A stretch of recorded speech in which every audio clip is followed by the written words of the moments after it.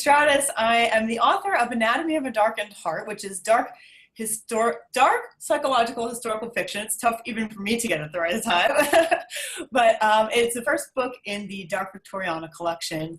And the second book will be coming out soon. That's Lock and Key. And I'm also an editor. I have my own editing company called Proof Positive. That's proofpositivepro.com. For those who don't know, I've interviewed Christie quite a bit, so I won't ask her the typical first question that I ask, which is, what is your writing style? Because we've gone over that, I think, a couple times in the interviews we've done. So I'm going to switch it up a little bit. You're 2 books in. How do you think your writing style has changed or evolved? You know, in terms of writing, the great part is that the more I write, the more I get to know how I'm most comfortable and my whole, first I started in a notebook, then I moved to computer, then I did, that kind of thing. Mm-hmm. So it's a lot smoother. One of the things that's really tough for me, first of all, when you're writing historical fiction, it can be really tough to identify phrases and words that just didn't exist in that time period. And with the first book, there are still some phrases in there that maybe someday I'll go back and change them, but there are some phrases in there that are modern. And it is just so tough to catch that. So that's something I was paying much more attention to in the second book. And, in terms of the psychology, I was trying to branch out a little bit into something very different, but, with some echoes of what there was before, some stuff I've really never gotten into in any of my even shorter works. I had to do a lot of research into that stuff to make sure I got it right. But I really have been so enjoying that. So I was definitely taking a step psychologically outside of what I have spent so much time, researching to begin with. So that was fascinating. What's a rule of writing that you always follow no matter what? Write what you want to write and let your characters lead you. If they're leading you in a really weird direction, just go, because you can always just decide not to pursue that in the end. But if you don't listen to them and you start pushing in the wrong direction, you start pushing in your own direction that they don't seem to want to go, it can really turn out not so great. You can end up pushing really hard and getting a lot of writer's block. And that's one reason for writer's block. If you're sticking to an outline that isn't actually working, for the characters and the story, once you get into it, it's okay to step outside that and just realign everything. And I would say that's the biggest thing that I always say, make sure you do that.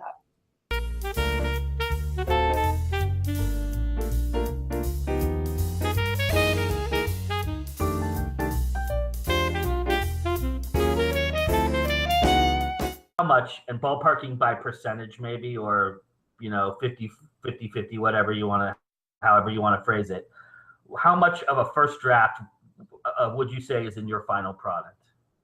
That's a really good question. I would actually say probably 85% or something is in the final, which is probably surprising to a lot of people, but for me, as you know, I'm a pantser. I don't go by an outline, so whatever happens, that's the way it's going, So more often I will cut some stuff out or just rewrite it, but it really is mostly, except for Lock and Key. That is one where I started with such a different concept. It was a totally different concept, but once it morphed, I would say I keep close to 80 to 85% of what I write and, just work with it.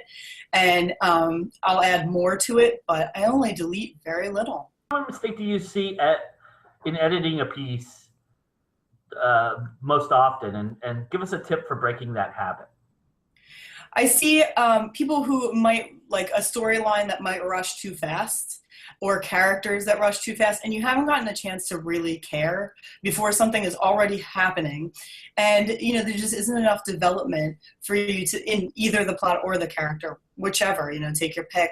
There just hasn't been enough development to the point that something happens too fast and you're just I don't know why this matters, I feel bad for you, but I don't care because I don't know enough, and it can be a difficult balance because you don't want to take so long developing, character or plot that it's boring. But then at the same time, if you're shoving these problems, in people's faces too fast, there's no appreciation for why this really matters. So I would say, do some problems and stuff like that, but make sure that you're really getting into why the character is who they are and how they became that way, that kind of stuff. And it doesn't have to be like, this is why they are. You know, that's a big mistake too.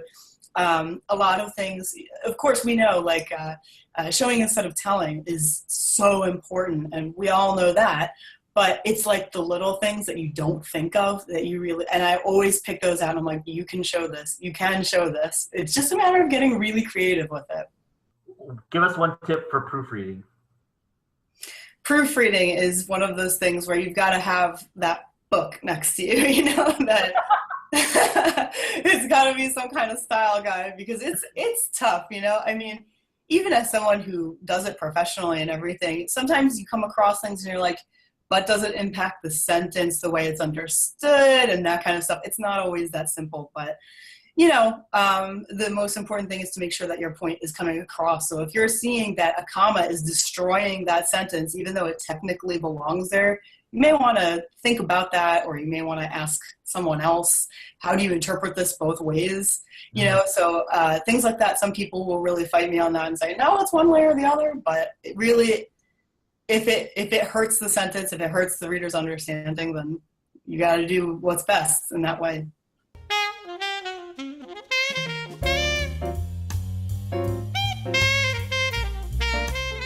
So complete this sentence.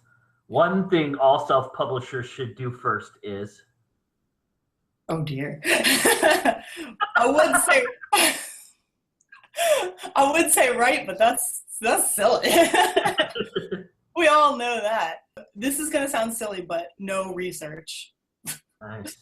And the reason I say that is because when you start looking at other people's work to see what you should or shouldn't be doing, you end up not writing what you're supposed to write. And you end up not writing in your style. So don't do the research. Don't, and you know, also when you start saying, how long should my book be? Oh, 50,000 words is a novel. That's how long it will be. Just write your book. Worry about that later. It doesn't have to be 50,000 words. So don't do any research on that stuff. Just get into it. Let your creative mind flow.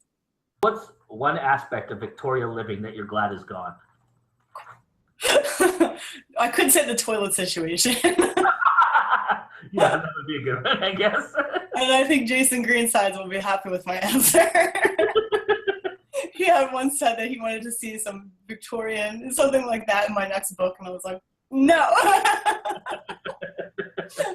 It was a really funny request, but certainly the corsets, oh boy, I had started researching those when I was in college, and the damage it does. I mean, there's solid proof and x-rays to show what that affects. And, you know, there were certain time periods when women had to continue to wear them to some degree when they were pregnant.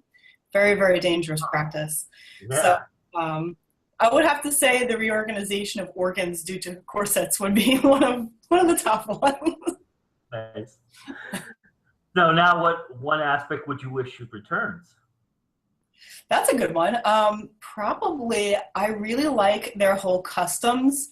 They had like these beautiful balls and things like that. They didn't call it that at the time, I don't think, but they had just such wonderful gatherings, and they really relied on getting together for entertainment and really talking. And, you know, there was a lot of etiquette stuff that was a little over the top, but there was just that face-to-face all the time type of thing.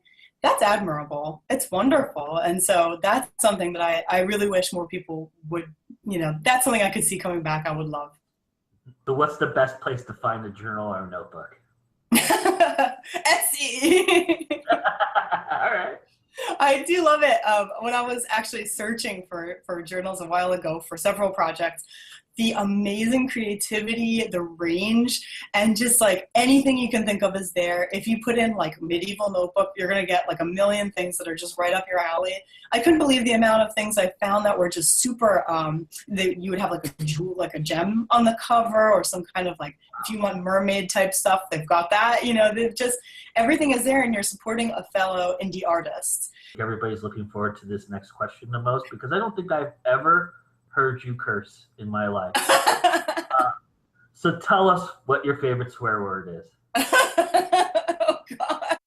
My favorite curse, this is just going to sound silly, but My favorite curse is when people say, "Oh, for fuck's sake." That really cracks me out because I'm just like, there's like for God's sake, for goodness sake, for Pete's sake, for this and that, and you choose that word.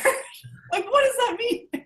It's funny because I've been asked that by colleagues too, like, why don't you swear? I feel uncomfortable swearing in front of you. And it's really, I have nothing against it. It's just, it doesn't come out of my mouth. Like, I do it in my head. I don't actually say it for some reason. If you could be the opposite sex just so that you could do research for a book you're writing, what would you use that opportunity of time to do that you couldn't have done as a woman? Wow, that's a really good question. That's a really interesting one. I've never thought about that. As a guy, I guess I would be interested in the difference in, like, we all know that men and women think differently for the most part in some fundamental ways.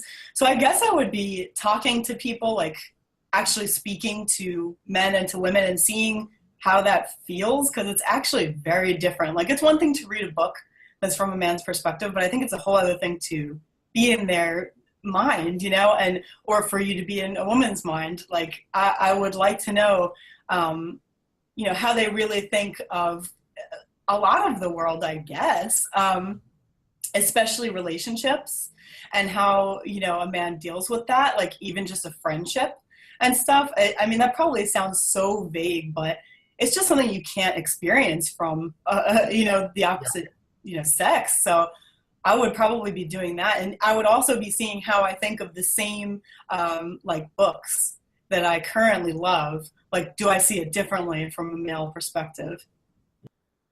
If you could rewrite the fate of any Shakespearean character, who would it be and what would you change? Hamlet. I wish that he had been able to pull himself out a little bit more, and I wish we had seen more of his manipulations if I had to change it. I mean, I think it's great the way it is, but if I had to choose one of those, instead of dying, I wish he had really done more of that, like just like he does with those two, you know, Rosencrantz and Guildenstern. I wish that he had been able to show more of that intelligent, manipulative, getting this together side. That would have been fascinating. Give us a good action verb to describe the first time you unboxed and held an Anatomy of a Darkened Heart in your hand. I want to say jumping. Because I looked at it and at first I was like, this isn't real. This isn't real, you know? And then I really started to be like, oh my God, you know? I never thought, you know, when I had, you know, originally temporarily given up writing after I didn't get far enough in the editing process in high school, and then I went into college, I was like, I'm never going to see anything published. I already know that. You know, I didn't see what was coming down the pike. And so to come back from that and have like an actual paperback in my hand, not just an ebook, but a paperback in my hands, was just like, man. And, you know, I ended up with a cover that so represented the book itself that it was just like, this is real. Oh my God. And I did jump around. I did.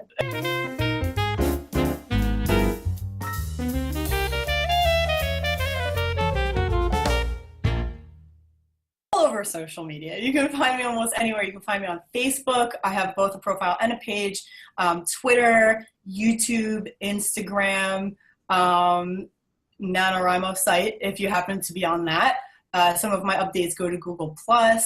There's even an app called Shorty where you can share short stories. I'm on that, you know, so, and every platform, I put different things on every platform. So, you know, follow me everywhere. I love hanging out with you guys, Pinterest, you know, and I just love sharing all my different creative spirits with you. Awesome. Well, thank you for sharing this time with me. I really appreciate it.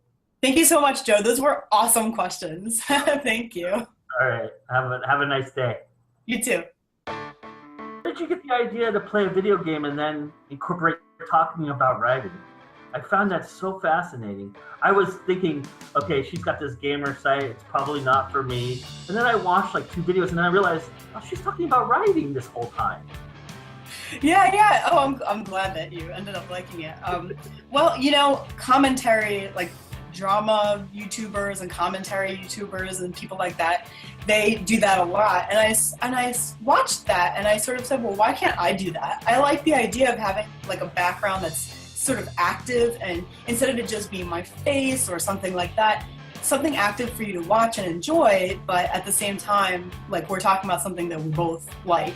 So that's actually where I came up with the idea. That, and it was sort of like, you know, gaming sort of relieves stress also. So it was like, I don't have time to game on my own, but if I do this for a purpose, then that's okay, you know? So I used both of those. That's how I, you know, figured that out. Do you have a game lined up for Lock and Key? Ooh. I've actually been wanting to do hidden object games, which I'm not sure if people will like. I gotta see what the response is to that. I'm willing to not do it if people don't like it. But the whole thing with hidden object games, a lot of people don't know what they are. And it's just, you know, you're literally finding things that are hidden in a scene. And there are other puzzles and things. But the whole thing for me is the ambiance. And there's a lot of great art in those games. And there's even great music. Sometimes there are really good storylines and interesting characters, and it's just yet another creative thing that I feel goes untapped a lot of the time. So I might do, like, not a scary one, but just a creepier one to stay in that, like, creepy vibe, that dark vibe, and I think that might be fun.